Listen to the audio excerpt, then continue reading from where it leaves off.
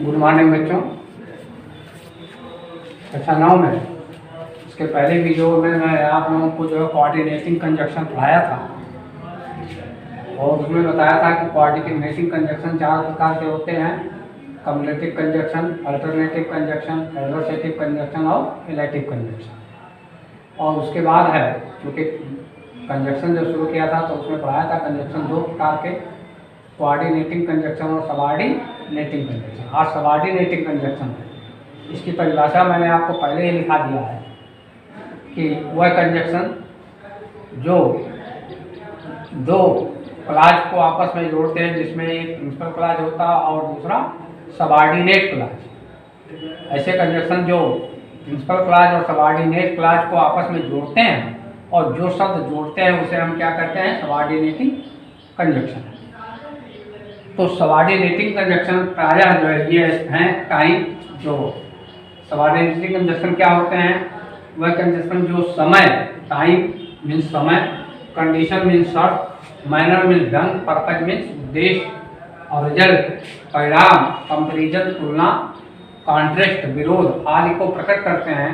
तो इन कंजक्शंस को हम क्या कहते हैं? Subordinating conjunction. इन कंजक्शंस को क्या कहते हैं? Subordinating conjunction. अभी इसके पहले के बाद मैं बताऊंगा, तो इसको आप लोग जरूर याद रखें कि सबऑर्डिनेटिंग कंजक्शन क्या क्या प्रकट करते हैं। सबऑर्डिनेटिंग कंजक्शन प्रायः time, manner, purpose, contrast, comparison, result आदि को प्रकट करते हैं। बात समझ में आई? और इसके बाद है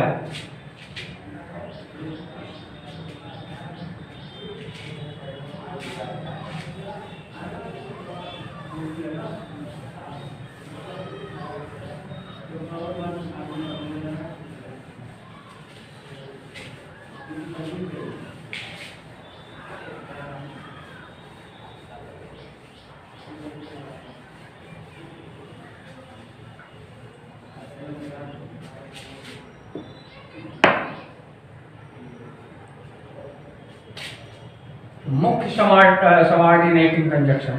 मुख्य सबऑर्डिनेटिंग कंजक्शन निम्नलिखित हैं। निम्नलिखित हैं। अब ये निम्नलिखित में आप लोग इसको लिखिए क्या क्या है। आफ्टर,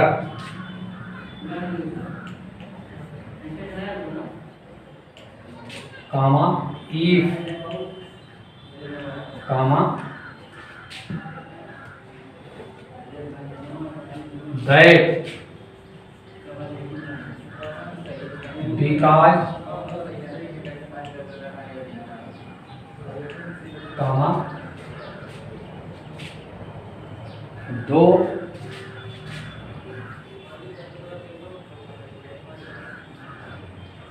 although,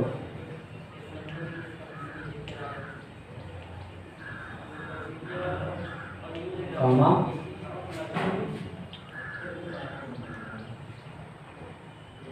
till,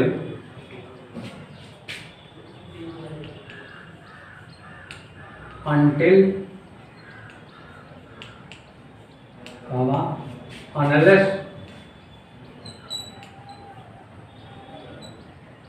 कामा,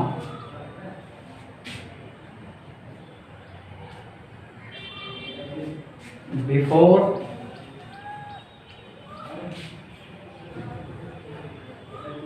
कामा, as, कामा,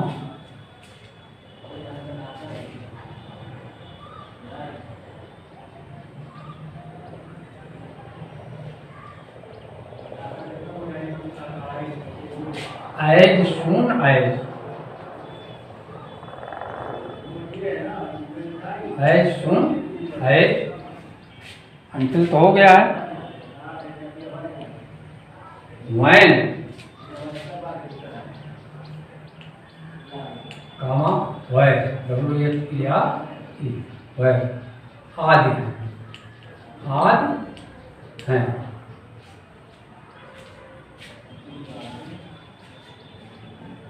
जिसमें देखिए अभी मैं आप लोगों को जो है ये आफ्टर और बिफोर के प्रयोग, दैट के प्रयोग, बिकॉज कॉन्टेक्स्ट में पैदा होता है, शर्त प्रकट होती है जब जो है कंडीशन प्रकट करने के लिए इफ का प्रयोग होता है ना।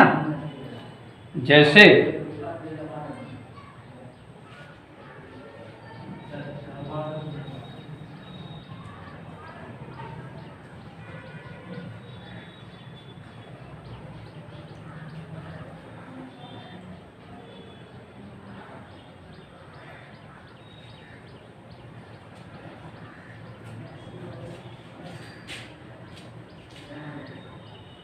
जैसे में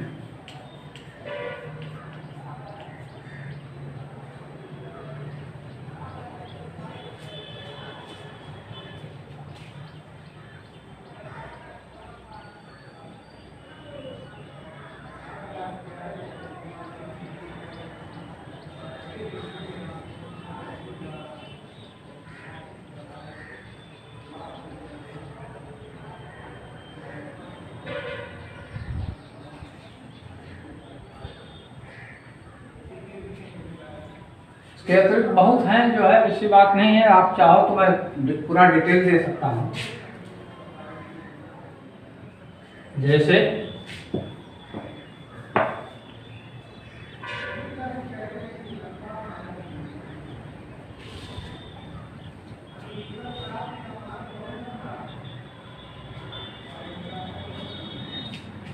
unless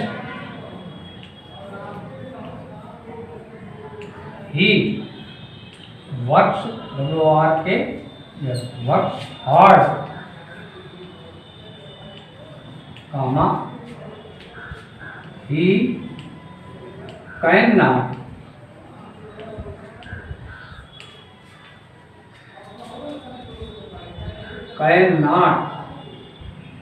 pass in the examination।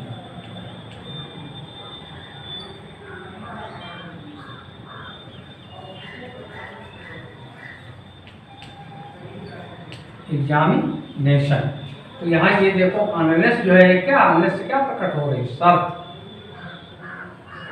Condition प्रकट हो रहा। अनलेस ही वर्क्स हार्ड, यदि वह कठिन परिश्रम नहीं करेगा, अनलेस नेगेटिव वर्ड्स है, यदि वह कठिन परिश्रम नहीं करेगा, he can not pass in the examination, तो परीक्षा में पास नहीं हो सकता। और ये है आगे आएगा एग्रीमेंट टू, ये वर्क नहीं जो है वहाँ मैं पढ़ाऊँगा। अनलेस वाले क्लास में कभी भी नॉट का प्रयोग नहीं होता, अनलेस और अनटिल ये दोनों क्लास, और बाद वाले क्लास में नॉट या का प्रयोग होता है, ये है नियम। तो इस तरह से ये सबऑर्डिनेटिंग कंजक्शन है, और अपनी किताब में भी देख लीजिएगा, बहुत से कंजक्शन है, ये तो मैंने आप लोगों को मुख्य कंजक्शन दिए हैं। बात समझ में आई? अब इसके बाद थोड़ा सा और देखिए,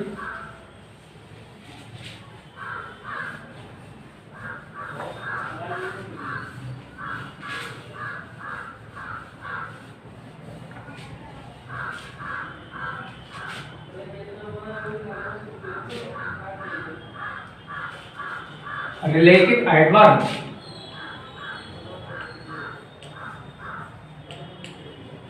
रिलेटिव एडवर्ब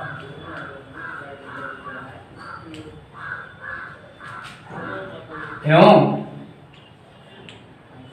कंजक्शन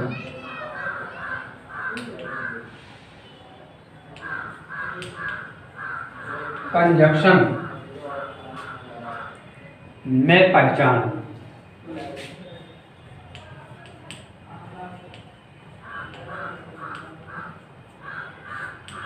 वैसे आप पहचानेंगे कि ये रिलेटिव एडवर्ब है और ये रिलेटिव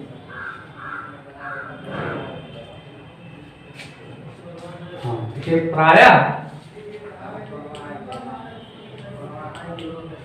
हाउ, व्हेन, प्रायः हाउ, व्हेन, वेयर तथा वाई का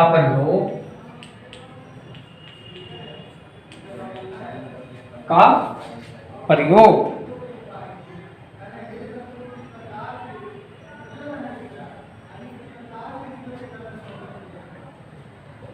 रिलेटिव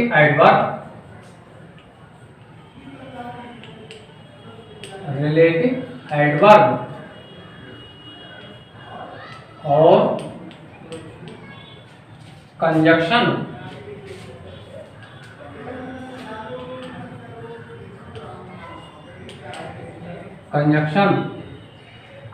दोनों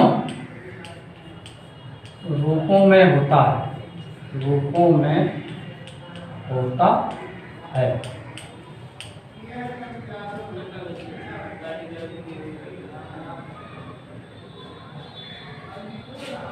कंजक्शन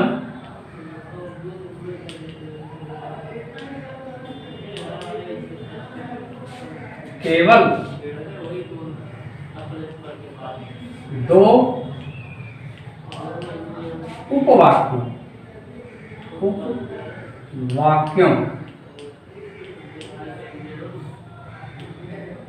केवल दो उपवाक्यों ब्रैकेट में क्लॉजेस CLAUS क्लॉज को आपस में जोड़ता है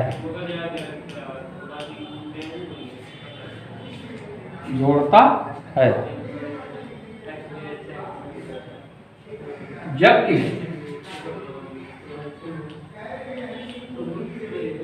रिलेटिव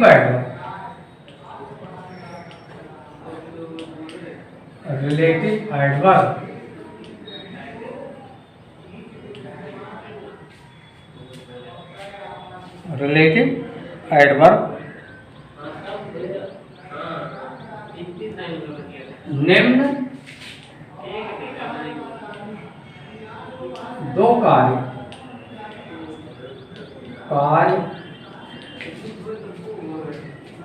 करता है। नंबर 1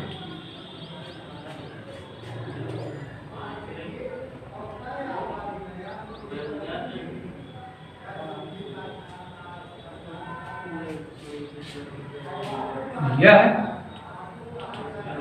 दो वाक्यों को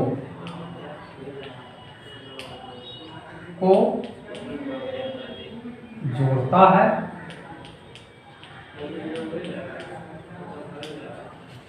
नंबर 2 क्या करता है?